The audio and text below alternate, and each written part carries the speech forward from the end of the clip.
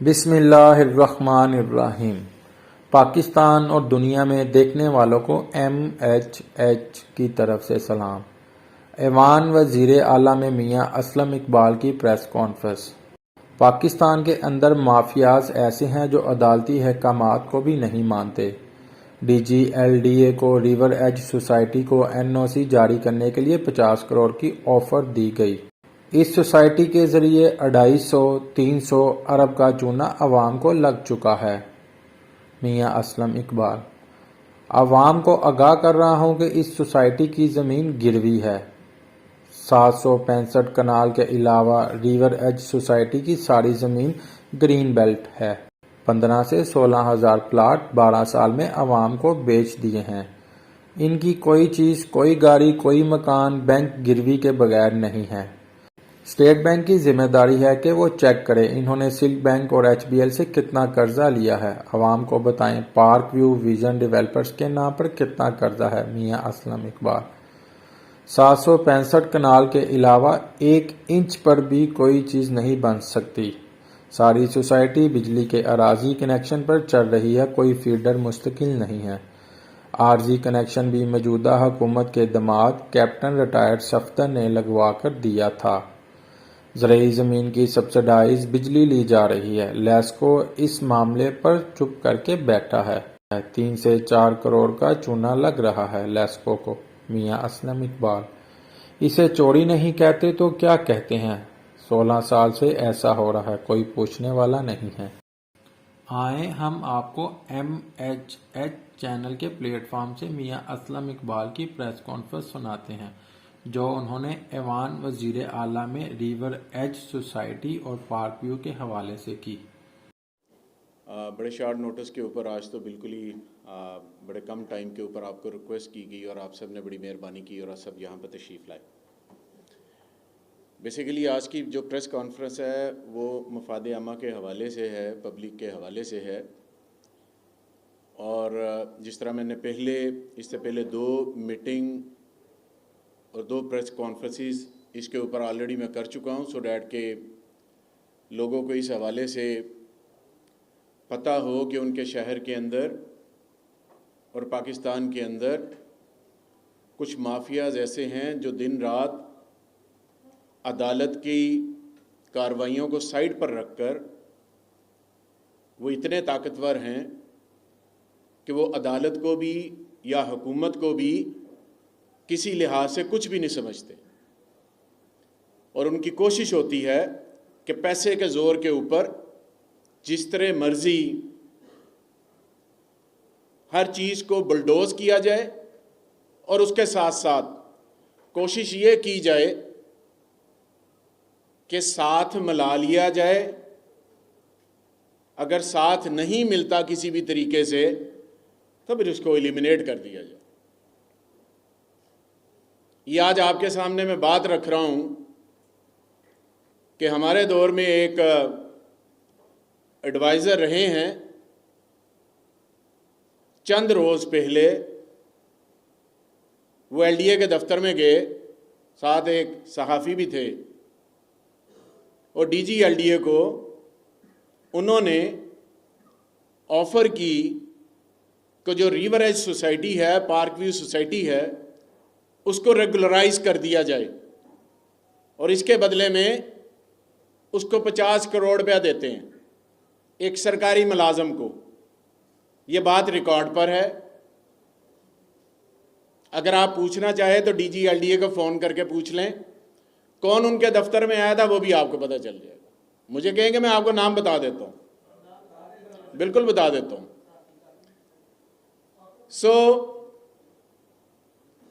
वहाँ से उन्हें रिजेक्शन हो गई। फिर उन्होंने कोई और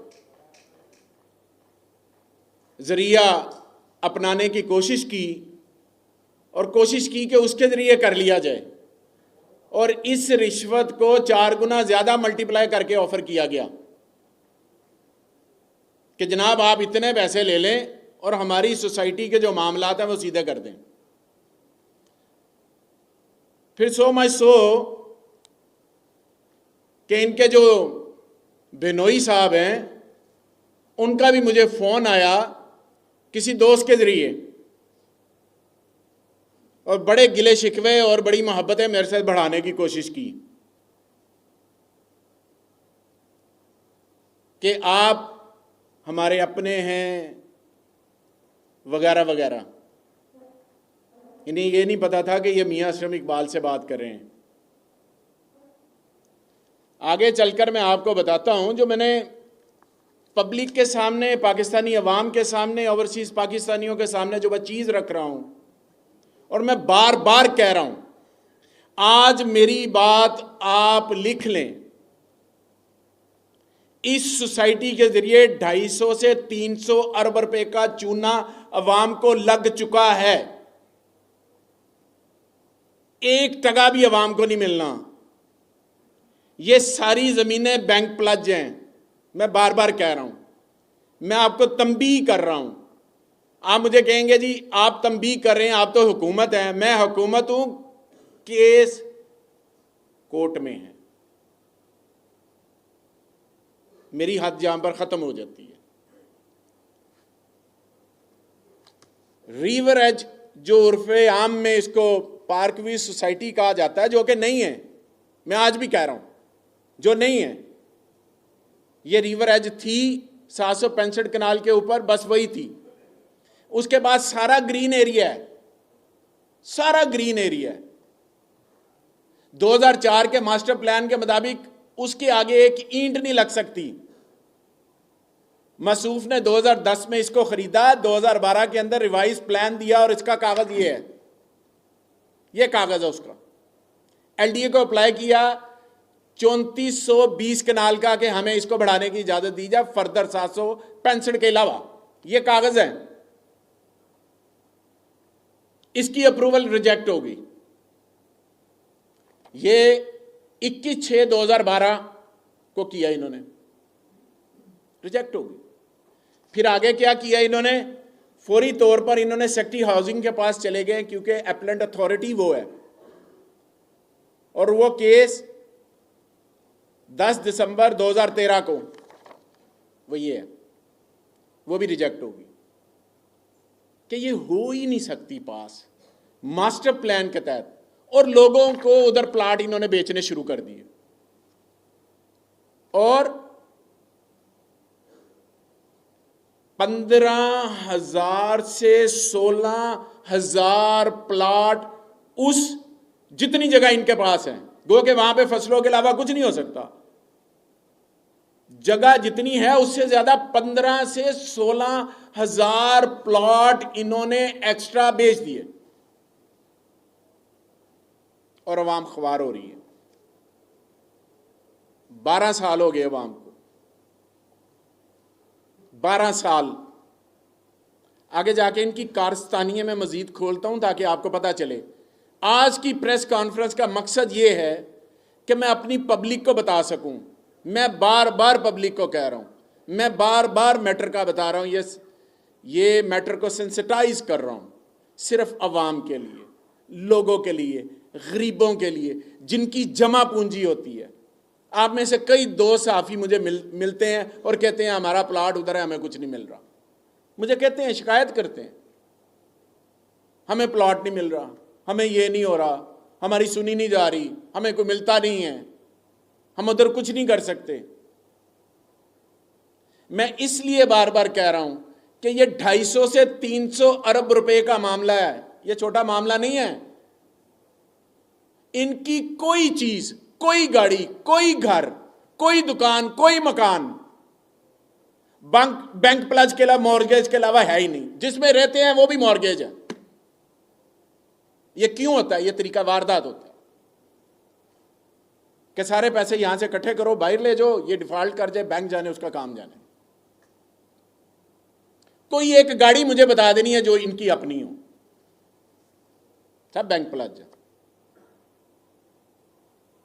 अब जो मैंने पिछली प्रेस कॉन्फ्रेंस के अंदर बात कही, वो ये कही कि स्टेट ऑफ बैंक को पाकिस्तान का ये प्राइम ड्यूटी है कि वो चेक करे कि सिल्क बैंक से इन्होंने कर्जा कितना लिया है, एचबीएल से कर्जा कितना लिया है, एचबीएल की जो रुदाद है वो अवाम ज़द-ए-आम है वो सुन लें कि वो कर्जा किस तरह से लिया गया, 6 अरब रुपए का, किसके नाम पे लिया गया, वो भी सुन ले जाके। स्टेट बैंक ऑफ पाकिस्तान से मैं कह रहा हूं कि सिल्क बैंक से जो 25-30 अरब रुपए का कर्जा है उसके बारे में पूछें, और वो कर्जा है क्या? जमीन है विजन डेवलपर के नाम पे। मैंने लास्ट बारी भी आपको थोड़ा बताने की कोशिश की थी। जमीन उसके नाम है, मकान आपके हैं, फर्ज करें आपको मकान मिला है एक कागज के टुकड़े के ऊपर, फार्म के ऊपर, आप जमीन के मालिक नहीं हैं, जरा ज़हन में रखिएगा। आप सिर्फ कागज के तौर पर उस प्लॉट को लिया है और जमीन इन्हीं के नाम है, इनकी कंपनी का नाम है। कंपनी को ले जाके इन्होंने बैंक के पास जमीन दिखाई और उस जमीन के ऊपर कर्जा ले लिया। आज वहां पर जितने मकान हैं, कोई खुद मालिक नहीं है उस कागज के सिवा। क्या ये फ्रॉड नहीं, धोखाधड़ी नहीं? तो इसकी डेफिनेशन क्या होती है, मुझे बता दिया जाए।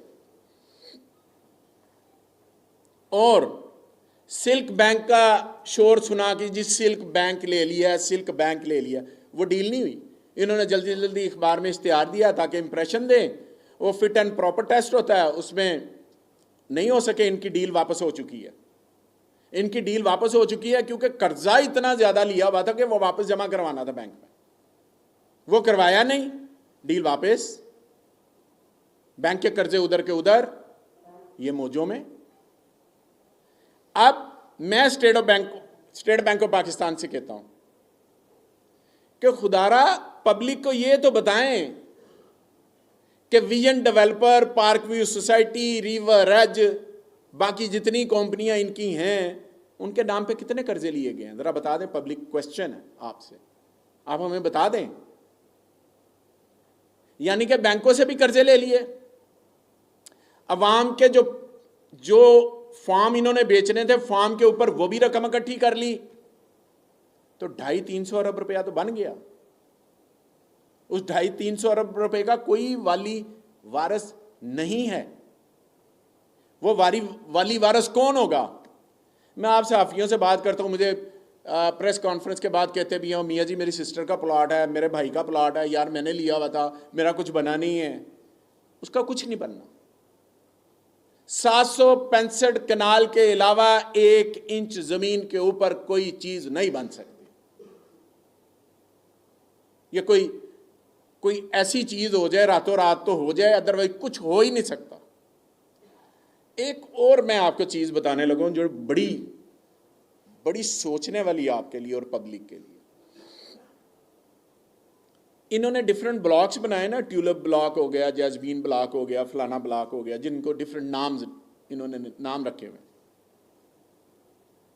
वो किया इन्होंने ये हुआ है कि एक जमीन का टुकड़ा लेते हैं, वो ज़रई है, उस पे नाम है राजा फार्म हाउस है, बकायदा है ये नाम उधर है। चौधरी फार्म हाउस, उसके ऊपर कोई 200-300 कनाल होएगी, उसके ऊपर होएगी। उस फार्म हाउस के अंदर उस ब्लॉक के प्लॉट काटते हैं। क्यों काटते हैं? ये एक टेक्निकल चीज है। इसलिए कि वो ज़रई जमीन ली, ज़रई जमीन जो ली, उस ज़रई जमीन के ऊपर एक ज़रई ट्यूबवेल होता है जो पानी देता है जमीन को। उसका जो टैरिफ होता है वो हुकूमतें सब्सिडाइज करती हैं किसानों को। ये क्या करते हैं कि वो ज़रई ज़मीन के ऊपर जो ट्यूबवेल है वो अगर 50 KVA का है तो उसको 200 KVA का करवा लिया, 400 का करवा लिया, 300 का करवा लिया, जितना मर्जी करवा लिया। अब वो सब्सिडाइज बिजली जो कि किसानों को जानी चाहिए, ये अपने पास रखते हैं और लोगों को बिल जो है वो अपनी सोसाइटी के नाम से देते हैं। यानी कि अगर गवर्नमेंट का ज़रई टैरिफ जो है बिजली का, वो फर्ज करें, अज्यूम करें कि 12 रुपए है, तो पब्लिक से ये 40 रुपए 35 रुपए चार्ज कर रहे हैं। आज तक फीडर नहीं लगा। फीडर सोसाइटी को कितना अरसा हो गया? 2004 में 6 में बनी, अरसा गिल ने आज तक आरजी कनेक्शन के जरिए वहां पर बिजली चल रही है, जो कि नहीं हो सकता। वो आरजी कनेक्शन कैसे मिला है वो भी डिटेल आपको बता देता हूं। अब वो जो आरजी कनेक्शन है वो भी मौजूदा फेडरल हुकूमत के दामाद ने लगवा के दिया था, कैप्टन सफदर साहब ने 2015 के अंदर एक डील के जरिए। उससे क्या चीज ली गई थी वो चेक कर लें, रिकॉर्ड पे है। नहीं लग सकता, आरजी कनेक्शन कंस्ट्रक्शन हो रही हो तो आरजी कनेक्शन लगता है, उसके बाद एक परमानेंट कनेक्शन जो है उसके लिए अप्लाई किया जाता है। इन्होंने आज तक कुछ नहीं किया। मुझे बात बता दे कि वहां पर कितने किलोवाट, कितने मेगावाट बिजली लेकर ये लोगों को दे रहे हैं। ज़रूरी ज़मीनों की बिजली है, वो उसको कन्वर्ट कर रहे हैं उसमें, और लेस्को चुप करके बैठा हुआ है। महीने का 3 से 4 करोड़ रुपए का तड़का जो है वो लेस्को को लग रहा है, और बिजली चोरी होती है और साथ वाले गांव पे डाल दी जाती है बिजली का यूनिट, और फिर बिल आप देते हैं। क्या इसको फ्रॉड नहीं कहते तो और क्या कहते हैं? इसको चोरी नहीं कहते तो और क्या कहते हैं? गरीब आदमी का घर का 1 मीटर बंद हो जाए तो चोरी का उस पर पर्चा हो जाता है। तो यहां पर पिछले तकरीबन 18 सालों से सारा कुछ हो रहा है, 16 सालों से, उसको कोई पूछने वाला नहीं है। अब और एक बात जो मैंने आगे आपको बताई है कि जो बिजली का बिल है, अच्छा एक काम करें आप, एक इनका नंबर है यूनिवर्सल 111249249 है। अभी आपको मैं एग्जैक्ट नंबर बता दूं, उस पर अभी कॉल कर लें। आप उनसे पूछें कि आपको सोसाइटी का बिल आएगा या लेस्को का आएगा, वो कहेंगे सोसाइटी का आएगा। तो सोसाइटी का अपना तो फीडर ही कोई नहीं है, ग्रिड ही कोई नहीं है, मंजूरी कोई नहीं है। टेम्परेरी कनेक्शन तो छोटा सा किलोवाट के हिसाब से होता है। तो इतना बड़ा सिस्टम कैसे चल रहा है? इतना बड़ा सिस्टम इसलिए चल रहा है कि वहाँ पे ज़रूरी ज़मीनों के ऊपर जो ट्रांसफार्मर लगे हुए हैं उनको अगली कैपेसिटी में कन्वर्ट करके लोगों से पैसे खींचे जा रहे हैं। ये कर रही सोसाइटी। और अगली बात, जब लोग एहतजाज करते हैं, सड़कों पर आते हैं, तो इन्होंने चंद जनरेटर रखे हुए हैं, वो चला देते हैं कि बिजली पूरी नहीं हो रही, तो जनरेटर जल्दी जल्दी ऑन कर देते हैं। मेरी अगली बात जो है, ये जो मैंने आपको पहले बताया, सेक्रेटरी हाउसिंग ने जो इनको नोटिस किए, जो इनको 10 दिसंबर 2013 का, और उसके बाद ये एलडीए ने इनको नोटिस भेजे, और उनकी तादाद 22 तक 17 है। 17 नोटिस भेजे हैं इनको कि आपकी सोसाइटी गलत है, गलत है, गलत है, यहां पे कुछ नहीं हो सकता। ये उसकी डिटेल है, ये सारी डिटेल, ये 17 नोटिस है, इसको देख लें। लेकिन उसके बावजूद डिठाई के साथ वहां पे काम हो रहा है। और जो मैं बात यहां पे पॉइंट आउट करना चाह रहा हूं, केस कोर्ट में, हियरिंग होनी है, एक हुई, दूसरी हुई, तीसरी होनी है, वहां पे डेवलपमेंट रात के अंधेरे में जाके करते हैं और जारी है। और वो तस्वीरें उतार के अपनी जो इनकी बना हुआ है सोशल मीडिया पेज, उस पर डालते हैं कि हमारा तरक्याती काम जारी है। जो इस्लामाबाद में इनको कोई थोड़ा बहुत शायद कोई रिलीफ मिला जो नहीं मिल सकता, उसको इस पार्क व्यू के साथ गो के ये पार्क व्यू है ही नहीं, ये तो है रिवर एज और 765 कनाल है। तो उसको इधर बुनियाद बना के कह रहे हैं कि जनाब हमने जंग जीत ली। भाई आपने कोई जंग नहीं जीती, अब बगैरती की जंग जीते हैं, और बगैरती की जंग जैसे मर्जी आप जीत रहे हैं, लोगों को पैसा दे के, ऑफर करके, किरदार कशी करके, वो जंग आप जीते हैं। इसके अलावा तो आप कोई जंग नहीं जीते। ईओबीआई का केस मैंने पिछली दफ़ा भी honourable Supreme Court of Pakistan के honourable Chief Justice of Pakistan से रिक्वेस्ट की थी, खुदारा ये यतीमों का, बेवाओं का, मस्कीनों का, मज़दूरों का, ये उनका पैसा है। मेरी आपसे रिक्वेस्ट है कि प्लीज़ इस केस को किसी हन्ने बन्ने लगा दें ताकि लोगों के पैसे आ जाएं, लोगों की बच्चियों की शादियां उसमें से होनी है, पेंशन जानी है, उनकी पढ़ाई जानी है, उनका इलाज होना है। और ये मौजे कर रहे हैं, अपने इलाज बाहर करवा रहे हैं। और वो तकरीबन कोई टोटल कोई 35 से 40 अरब रुपए का फ्रॉड है, जिसमें से 3 अरब का उस जमाने का इनका फ्रॉड है जो कि आज शायद 10-15 अरब रुपया बन गया। और ये इसकी ये डिटेल है, ये अखबार में भी छपी हुई है, ईओबीआई की ये स्कैम है पूरा। और रंगे हाथों पकड़े गए और स्टे लेकर बैठे हैं, और गरीब आदमी इनको बददुआएं दे रहा है, इनको परवाह ही नहीं है।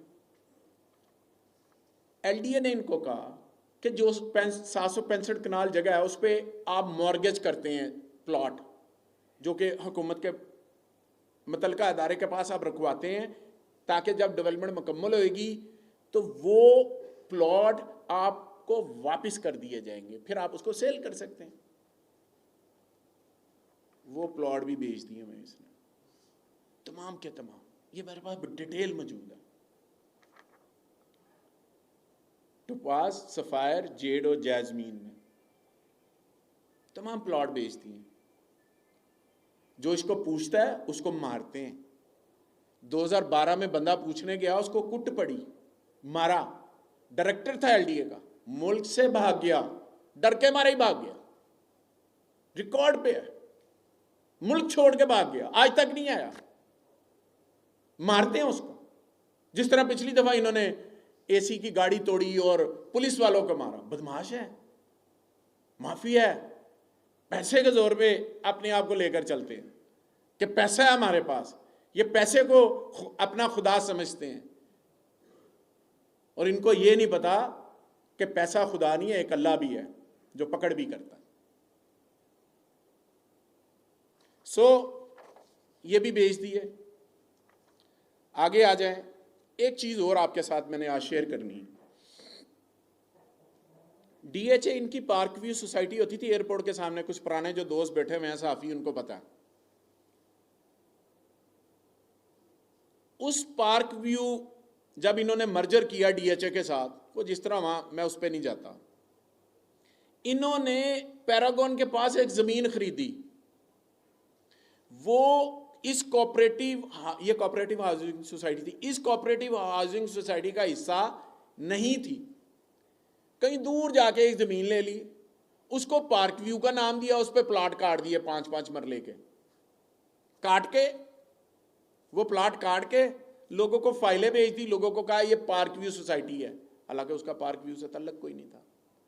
आज भी तकरीबन 2 से 2.5 हजार लोग, जब इन्होंने मर्जर किया है गालबन 2008 में, 7 में, 6 में, उस वक्त से लेकर आज सन 2022 तक वो ख्वार हो रहे हैं, कोई उनका पुरसाने हाल नहीं है।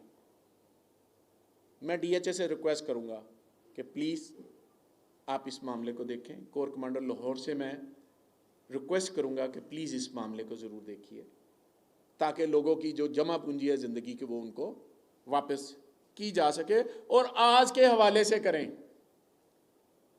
प्लॉट दें, या उस वक्त जो पैसे थे और आज जो कीमत बनती है उस लिहाज से दें, ताकि उनके साथ इंसाफ हो सके। ईओबीआई के अंदर भी मैं यही कह रहा हूं कि आज के ज़माने से, क्योंकि इन्होंने तो वो बेच के पैसे ले लिए और अपनी ज़मीनें आगे ख़रीद ली, बाहर पैसा ले गए, इंग्लैंड में, फ्रांस में, पुर्तगाल में, पुर्तगीज़ में जाके अपने सोसाइटियाँ बना ली। तो गरीब का पैसा जो 10 रुपये थे वो वैसे ही 5 रुपये रह गया, और जब लेने जाता है तो 5 रुपये में से भी 20% काट के तो 400 तो मुंह ते मार देने। ये इनका तरीका वारदात है। अब ये मैं नैब के नोटिस आए, इनको कोई रिप्लाई नहीं, नैब से भी रिक्वेस्ट की थी कि प्लीज़ इसको देखें, ये आपका फ़र्ज़ है, आप इस मामले को देखें, ये गरीबों का पैसा है, ये नैब का ये लेटर है। कोई जवाब नहीं। अगली बात जो मैं आपसे करना चाह रहा था,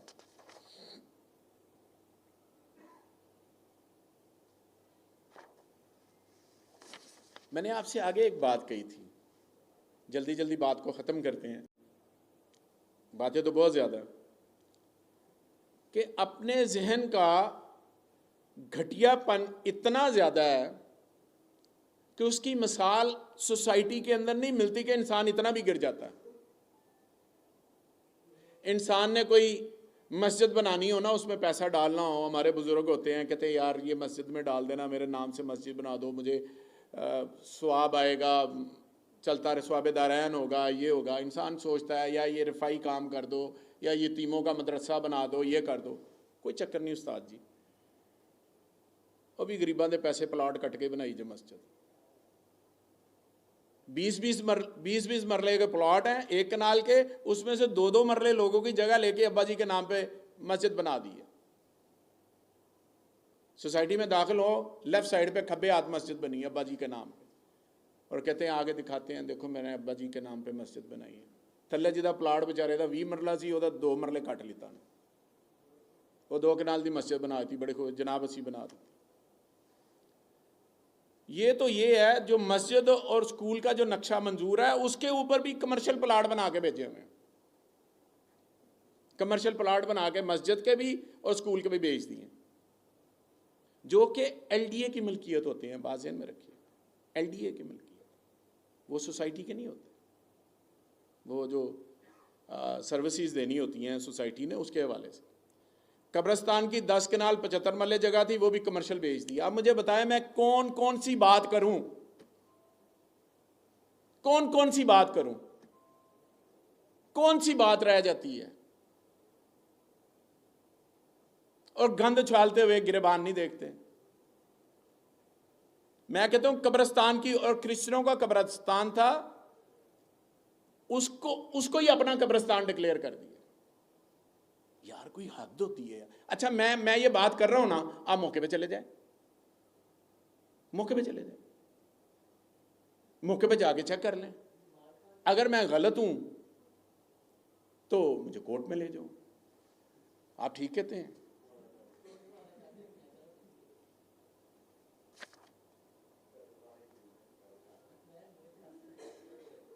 आगे जो जी, मैं बड़ी चीज़ें आपके साथ डिटेल के साथ शेयर करनी है जो भी मेरे पास मौजूद है, क्योंकि टाइम ख़त्म हो रहा है, सामने मैं देख रहा हूँ।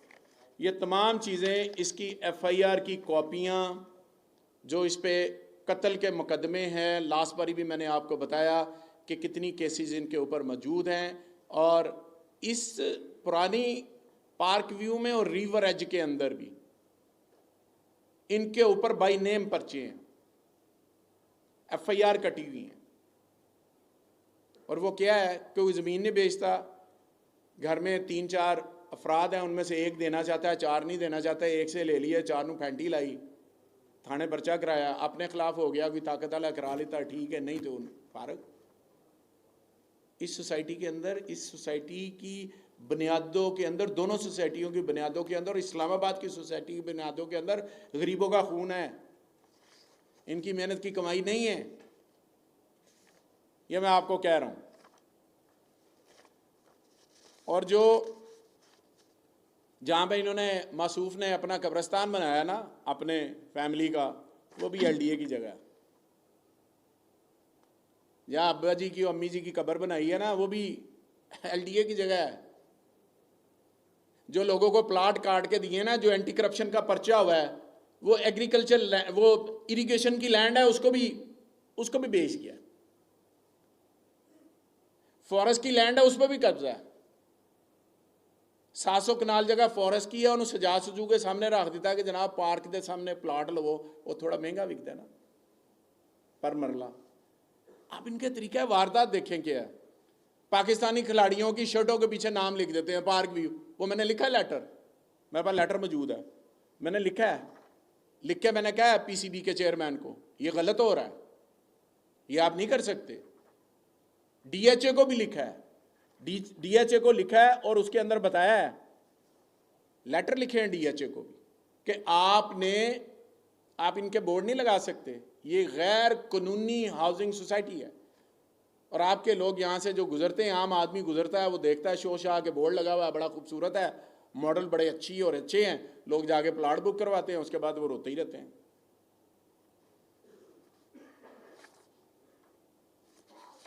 मेरी आखिर पर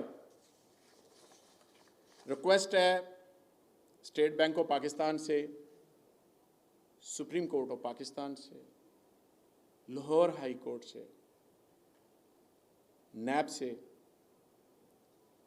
कि प्लीज़ इन तमाम मामलात को देखें। आपसे रिक्वेस्ट की जाती है हुकूमत की तरफ से। हमने नोटिस जो भेजने थे, जो कानूनी कार्रवाई हुकूमत ने करनी है सोसाइटी के खिलाफ। और एक बात और करता चलूँ, ये सिर्फ एक सोसाइटी नहीं है, बाकी सोसाइटियों को भी नोटिस हो चुके हैं, उनके खिलाफ एक्शन हो रहा है। जो कोई मास्टर प्लान की खिलाफ वर्जी करेगा या जिसने एक्सेस प्लॉट बेचे हैं, अक्रॉस द बोर्ड सबके खिलाफ एक्शन हो रहा है। ये नहीं है कि जनाब कोई सिंगल आउट है, ऐसा नहीं है, सबके खिलाफ अक्रॉस द बोर्ड एक्शन हो रहा है, कोई किसी का लिहाज नहीं है। जिसने गरीब के साथ, गरीब के पैसों के साथ, उसकी मेहनत मजदूरी के साथ जिसने कोई खिलवाड़ किया है, उससे हुकूमत हिसाब लेगी, कोर्ट तक जाएगी, आखिरी दम तक साथ खड़ा रहेगी। ये जैसे मर्जी कर लें, इनका ये दिल करता है कि जनाब हम किसी को रिश्वत दे के किसी के साथ मिलके जो मर्जी कर लें, वो ऐसा मुमकिन नहीं है। आखिर पर सबके खिलाफ एक्शन है। जो एक्सेस बेचेगा, जिसका हमारे पास रिकॉर्ड हम ले रहे हैं हमारे अपने थर्ड पार्टी के ज़रिए, ताकि हम पता चले, इसमें अक्रॉस दी बोर्ड है, किसी का कोई लिहाज नहीं है, जिसकी भी सोसाइटी आती है। ये कोई नहीं है कि ए की है तो बी को छोड़ दो, सी की है तो डी को रख लो, ऐसा कुछ नहीं है। आखिर पर मैं सिर्फ एक बात लॉन्ग मार्च के हवाले से, कि इमरान खान का अल्लाह की ज़ात के ऊपर बड़ा पुख्ता ईमान है, बड़ा पुख्ता ईमान है। वो एक ईमान वाला आदमी है, जिसका आज़म जालिम माफिया हो या कोई और हो, उसका अज़म को कम नहीं कर सकती। और जो हकीकी आज़ादी की जंग है, मैं समझता हूँ वो पहले से ज़्यादा ताकत के साथ इमरान खान के साथ सब लोग, सब कौम खड़ी है। और इस मुल्क के मुकद्दर में इंशाअल्लाह रोशनी लिखी जा चुकी है, और वो दिन दूर नहीं है जिसका के वादा किया गया था पाकिस्तान के आइन के अंदर। और लॉन्ग मार्च में हर छोटा बड़ा, बूढ़ा, माँ बहन, बेटी, हमारी बूढ़ी माँ, मैंने अपनी नज़रों से जीटी रोड के ऊपर पर्देदार ख़वातीन को देखा है, खुद देखा है कि कितनी बड़ी तादाद में वो आई हैं। ये तहरीक नहीं है, ये इनकलाब है। और इस तरह का इनकलाब मैंने अपनी ज़िंदगी में कभी नहीं देखा कि हर बंदा पाकिस्तान में हकीकी आज़ादी के लिए खड़ा है। बहुत शुक्रिया जी, थैंक यू वेरी मच।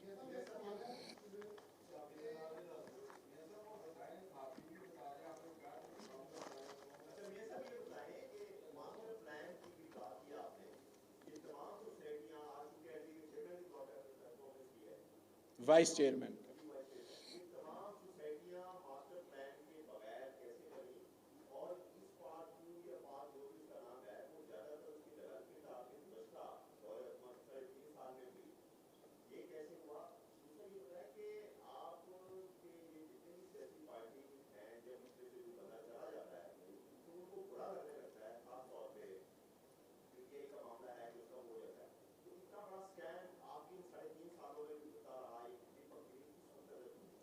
शुक्रिया, गुड क्वेश्चन। सवाल ये है कि सोसाइटी बनती क्यों है, इलीगल बनती क्यों है, पेपर जमा करवाए जाते हैं, माफिया पैसा लगाता है, अदारों में पैसा चलता है। मैं तो इनकार नहीं कर रहा एलडीए ने पैसे नहीं खाए होंगे, मैं तो एलडीए को डिफेंड करने नहीं आया हुआ, मैं तो आपको हकायक बताने आया हूँ। आप लोग ही मुझे कहते हैं कि मैंने नक्शा पास कराना था, ये पैसे मांगता है। अदारे के अंदर आज खराबी नहीं होगी, ये जब से बना है तब से खराबी होती है। ये और जिन्होंने किया आज फेडरल गवर्नमेंट में बैठे हैं।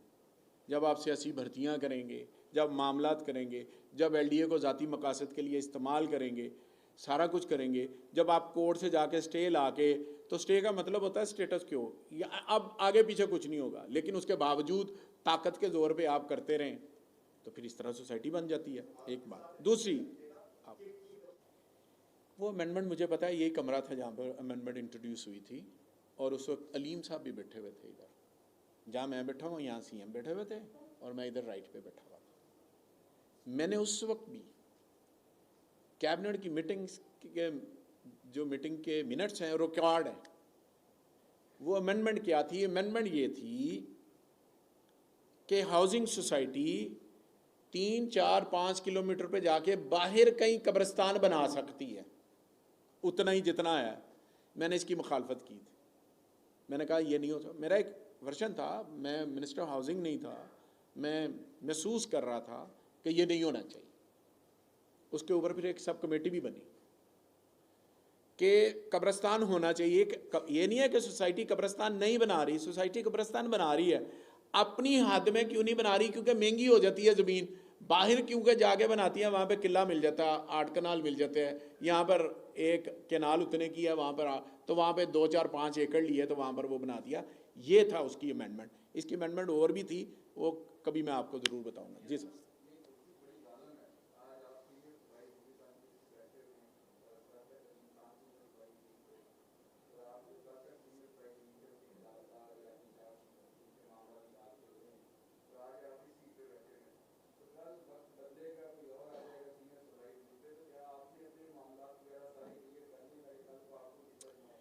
देखें, गुजारिश सुने, जो गवर्नमेंट की वर्किंग होती है, जिसके अंदर कोई भी वज़ीर काम करता है, उसके पास जो भी पोर्टफोलियो होता है, ए होता है, बी होता है, सी होता है, एक से ज़्यादा होते हैं, जितने भी होते हैं, उस वर्किंग को देखा जाता है कि उस वर्किंग के लिहाज से मामलात किस तरह से आगे की तरफ चलने हैं। पिछले जो 3 माह हमने गुजारे हैं, ये एक्सरसाइज जो हमसे पिछली गवर्नमेंट थी वो कर चुकी है। उनसे मज़ीद गुजारिश है, ज़रूर कर लें। अगर उनको कहीं पर नज़र आ रहा है या कहीं पर उनके ज़राए हैं कि जिस महकमे को मैं हेड कर रहा हूँ, 1 को या 2 को, जहाँ पर उन्हें कमी बेशी नज़र आ रही है, अदारे बैठे हुए हैं, आप ले जाएं, अपनी तसल्ली करें। मेरी कोशिश होगी कि जो काम किया है वो फाइल पढ़ के किया है, आंखें बंद के नहीं। Thank you ji.